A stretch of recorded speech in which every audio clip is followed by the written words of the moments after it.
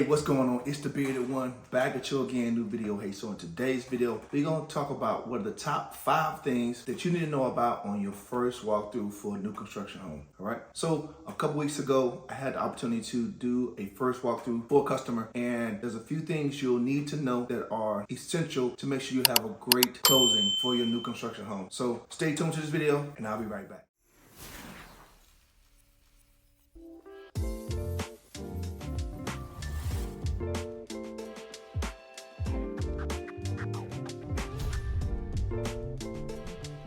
All right, so before we get into today's video, let me introduce myself. My name is Maurice Murphy.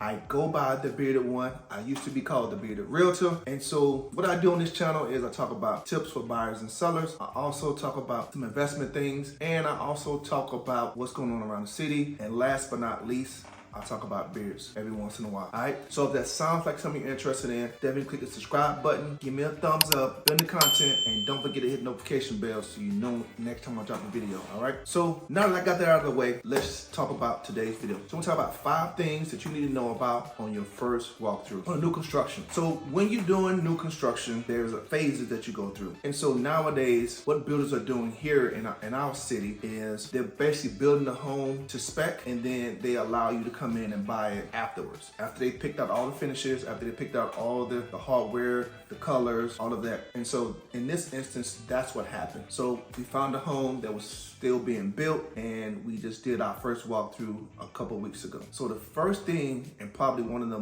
biggest things you'll find, is paint and drywall. That's number one good thing you'll find on your first walkthrough for new construction. Just because there's a lot of moving parts, a lot of different people coming in and out. You got plumbers, you got floor people, you got drywall, you got so many different skilled trades that are coming in and out of this house, you know, countertops, cabinets. You have so many different people coming in and out of this house. So it's bound to have some nicks, scrapes, paint missing on your first walkthrough. So that's very normal to see on your first walkthrough. You'll notice a lot of blue tapes where things need to be painted, put the green tape up where things need to be drywall. So those are the distinguishing tapes that we have. The second thing is the functionality of the fixtures. When you do your first walkthrough, you want to start testing stuff out. Test out the toilets, test out the sinks, test out the water, test out the stove, the microwave, refrigerator, all the functionalities of those things, because it's very important to make sure it's working, so you make sure when you close, it's still working. And so what I would say was that the biggest thing we found was things that have not been completed, such as on this buyer's home, the gas has not been trimmed in yet, so we really couldn't test the gas stove. So they have a gas community, we weren't able to test the gas, but everything else was in working order. So always check the functionality of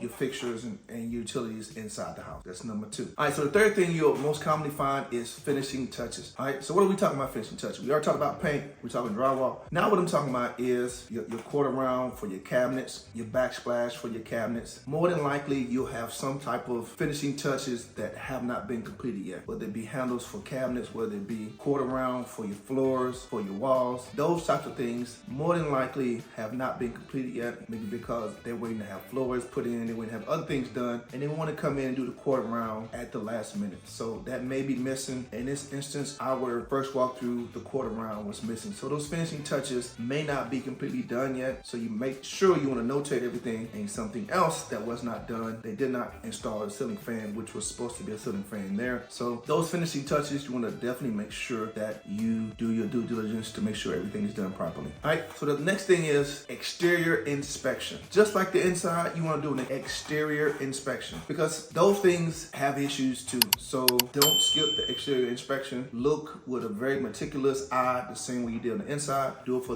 when you're looking on the outside, because you'll sometimes notice that we have hardy siding here. For hours, it wasn't meeting up or butting up against each other. There was like a lot more gap than it should have been. The paint on the hardy siding wasn't done properly. Sometimes there's overspray, whatever the case may be. So you want to really look at the exterior of the home. Also, you want to look at certain things such as your sod. Make sure the grass is installed properly the way it should be. Make sure your irrigation is working like it's supposed to. Make sure there's not any leaks. Make sure all your nozzles and sprinkler heads are working properly the way they should. So really take a look at that exterior, find out where your shutoff valves, find out where everything is outside, so you will know when you buy the home where to go look for it. All right. So the fifth and final thing you'll normally find that's not done or has to be repaired or needs something corrected on it is flooring. All right. So like I said in the beginning, beginning, a lot of people are coming in and out of this house. They're bringing in a lot of equipment. They're bringing in a lot of appliances. They're bringing in all these types of things. And every once in a while, floors get broken, floors get cracked, floors get scratched. So you really want to look at your flooring when you do that first walkthrough, because that could be fixed. So that's another big thing. So those are 5 things you want to look out for when you're doing your first walkthrough. Okay, so your first walkthrough is not your end all be all, but it's to actually give you that first look of what is going on and what needs to be fixed. So here's a bonus tip for you. After the first walkthrough, if you can, get with the builder and see if you can have a third party do a full inspection of the home for you. Also, if you can, have your inspector to do an